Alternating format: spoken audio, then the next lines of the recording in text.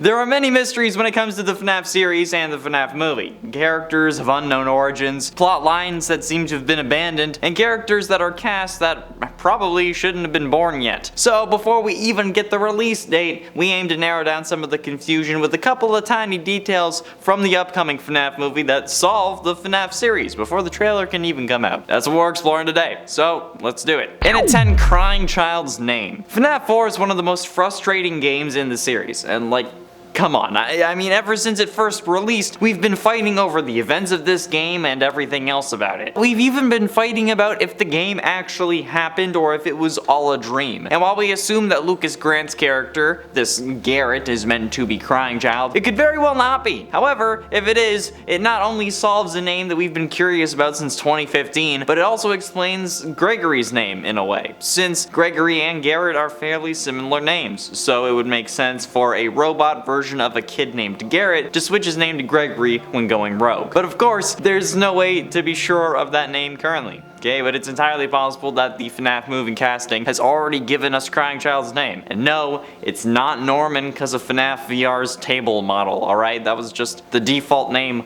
of the model. Plus, it didn't even get used in the game. In at 9, Chica's Party World. Chica's Party World is a possible location that was mentioned in the source code of many teasers for Sister Location. It had actual, no presence within the game and wasn't confirmed to mean anything, but it's still a question we've been having. Chica's Party World also has a very similar name to the Chica's Party minigame from FNAF 3, but it's in essence just an excuse for why Chica wasn't in FNAF Sister Location. Some people have theorized that Circus Baby's old pizzeria is Chica's Party World, even though there's no evidence to back it up, and it's also theorized that it's possible the characters that would have been in Chica's Party World would have been JJ, Funtime Chica, Lolbit, and Yendo, because they all have a similar style. The springlock suit used on night 4 in Sister Location has also been theorized to be from Chica's Party World, maybe belonging to Funtime Chica, but there's no evidence to support that other than the mask of the suit being kinda similar to Toy Chica's head from FNAF 2. But the ice cream shop that's been seen in BTS photos of the FNAF movie features Chica's rainbow from FNAF World as its mascot, which makes me think that this could be Chica's Party World where they have the whole fight in the fountain, and it could be like a prototype Pizzaplex in a way. In at 8, Real FNAF. While we might have almost had a real Freddy Fazbear's Pizza with that delivery service that Virtual Dining Concepts was working on with Scott Cawthon that was seemingly cancelled or postponed for the time being, possibly due to the movie. However, to make up for all that being cancelled, we got set photos of the Freddy's location from the FNAF movie, or at least one of the Freddy's locations that would be in the movie, since there could be more than one. But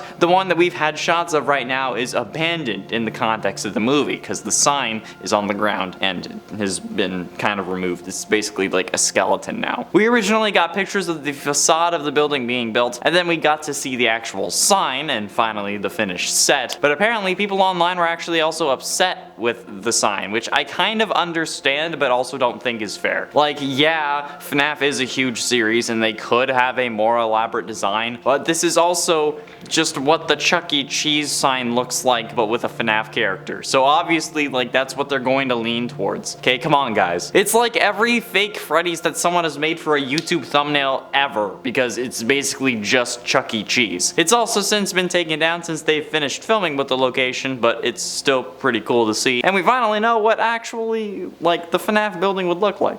In at 7, FNAF 3. The movie is the first 3 games thing actually didn't really make sense to me until I figured out that the actual dates of the cars is showing us what the date for the movie is, okay? It's confusing, but let me explain. While there has been no official announcement, we know that the biggest moments in establishing the plot of the games take place in the 80s, with Crying Child, Elizabeth, and Charlotte all biting it in 1983, and in Crying Child's case, quite literally biting it. And then the missing children's incident takes place in 1985, and we can't forget the infamous bite of 87. FNAF 1 takes place in 1993, FNAF 2 in 87, and FNAF 3 would take place this year, 2023, 2023 since the description says 30 years after Freddy's closes, which would have had to be the FNAF 1 location in 93. So they already have like 2023 cars on the set because I mean it's 2023. However, there was a casting call on Central Casting that was asking for cars from the late 70s to early 90s, which makes sense for the time frame of the first 2 games as well as the third, and also establishes those games as taking place within those years. Because I mean, like, come on, it would be kind of weird to have Crying Child being rushed to the hospital in a 2019 Toyota Corolla. Plus, you know,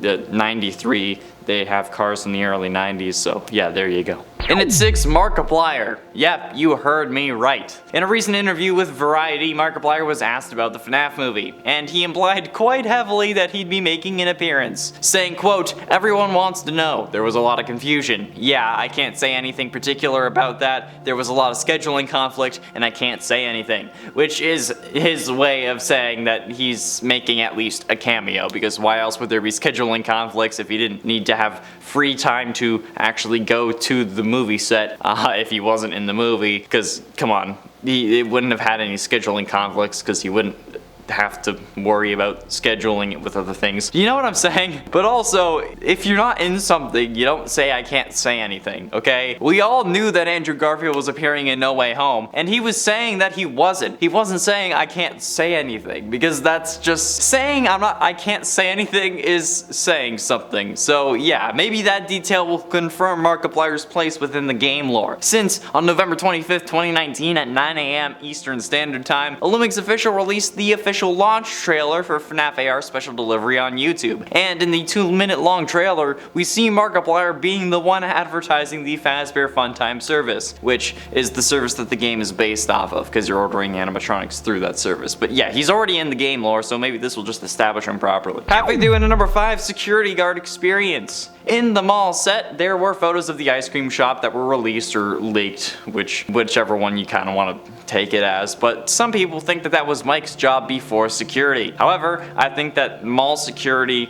to night guard at Freddy's makes more sense than ice cream shop to security guard to night guard. It just seems like a more basic progression, you know? Like, it's not Ant-Man. Mike isn't gonna work at Ben & Jerry's and then don a springlock suit and become a superhero fighting crime, okay? The name of the ice cream shop is also Ice Cream Parties, and it could still be a Chica themed joint, so yeah, it's either that the Pizzaplex is Chica's party world, or maybe it's just the ice cream shop that's the party world. It's not really anything deeper than that, but yeah, Mike was a security guard before starting at Freddy's, so it actually makes more sense as to why they would have hired Michael, because he actually had security experience. Which also might explain why the higher-ups were apprehensive to making Vanessa a night guard at the Mega Pizzaplex, because, you know, they've had people who had experience before, which would mean that Mike had worked security for a building the size of the Pizzaplex before, which would make sense if he was working security for this one, but yeah. And in 4, Missing Children. The Missing Children's incident is the inciting moment for the entire FNAF series. Without the Missing Children's incident, we never would have gotten the first game, which means that we're expecting to see something similar in the movie, albeit a little more tame, I'm sure, since it's probably going to be rated PG-13. But we know that there is going to be a 1980s crime scene thanks to a casting call found on Central Casting searching for both adults and children in the scene. And,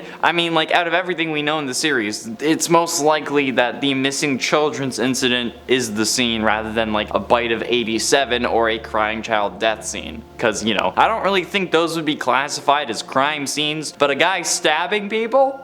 Yeah, that's more of a crime. And thanks to the Fazbear Frights books, we know that the incident takes place in 1985, and this kind of confirms that. I hope Oscar like pops out of a ball pit real quick though, and it's like, yo, what's up? And then like goes back in and does the whole Big Bang Theory thing where he's like, bazinga. Getting close to the end into number 3, Multiverse. Thanks to an interview with Matthew Lillard, who plays William Afton in the movie, we know that he actually signed a 3-picture deal with Blumhouse with regards to the FNAF movie series. So, it's very possible that we get upwards of 2 sequels at the very least, which also makes sense if you look at it in like multiple ways. From like a film production and marketing standpoint, trilogies have been a staple of movies for decades. Several franchises always come out with trilogies, like Star Wars, Divergent, the Marvel superheroes all get their own trilogies, not including team-up movies. Christopher Nolan's Batman, Sam Raimi's Spider-Man, the list goes on. So yeah, a trilogy of FNAF movies would not be out of the ordinary, especially if the first one does well. Because I mean, like, come on, if Sonic can get a sequel out of everything and over Detective Pikachu, I'm sure FNAF is going to get one. There's also the point that, from what I've seen at least, it's possible this movie is going to be the first three, like I was explaining earlier, which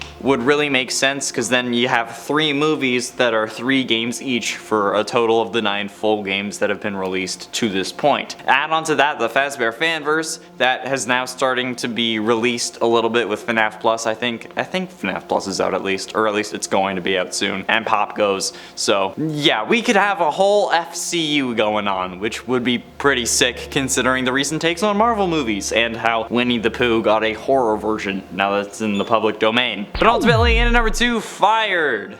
Leaked on-set footage, or possibly just set footage depending on your definition of leaked, shows a scene where Mike is punching someone in a fountain, or at the very least he was punching the water that was in the fountain since the camera angle didn't really make the second actor necessary. But nevertheless, we know that there is going to be a fight in a fountain in what looks to be most like a mall. This probably takes place closer to the beginning of the movie and probably is the catalyst for Mike needing to find a new job, which would then bring him to Freddy Fazbear's, but that's currently speculation. It's also been reported that this scene is caused by someone tackling Mike into the fountain, or the other way around. I can't really remember which one it was. While a child does scream for their dad or at their dad, which is probably the one that Mike is beating to a pulp. So yeah, my guess is that like this kid and his father were arguing, or that the child wasn't listening and then the dad was getting angry. So Mike, due to his trauma from the bite of 83, saw this as an attempted kidnapping because, you know, trauma and movies, which made him have to react in this way, kind of like he was springing into action. I am assuming that this is also after 1983 because I don't think that even a mall would hire a teenager as a security guard. And also at that point, Michael would have no reason to have this intense of a reaction if he didn't have trauma. So yeah. But this could also explain why Michael is so quick to be fired in the games, and it's because of his temper and odor and whatever, but mostly his temper. And finally, in at number 1, Springtrap. Okay, the movie being the first 3 games, I was seeing multiple tweets about it. It didn't really seem all that logical, but then the casting call for Cars in the early 90s kind of made it more believable for me. And then this. Okay, my thought process is like, why would you try to cram 3 games and nearly 40 years of content into a movie? Okay, we saw Spider-Man 3 and we know how that goes. But nevertheless, while Fazbear's Fright might have opened in 2023, which would make that timing perfect, I wasn't entirely convinced until an Instagram user, in a now deleted post, shared photos from their tour of Jim Henson's Creature Shop, which, in classic Funko fashion, leaked multiple things about FNAF, including Springtrap heads, indicating that they're definitely planning on having him appear. And considering how basically everything else confirms Springtrap to be in the movie, he's probably gonna show up towards the end. I don't know, could be jumping around a bit. There was kind of like an alligator-looking Monty thing there, but considering how Security Breach takes place after FNAF 6 and is the most recent game, I doubt that it's actually going to appear in this one. But like I said, maybe in the 3rd. Man, the FNAF movie. If you want to know more about it, click the video popping up on screen and subscribe. Thanks for watching.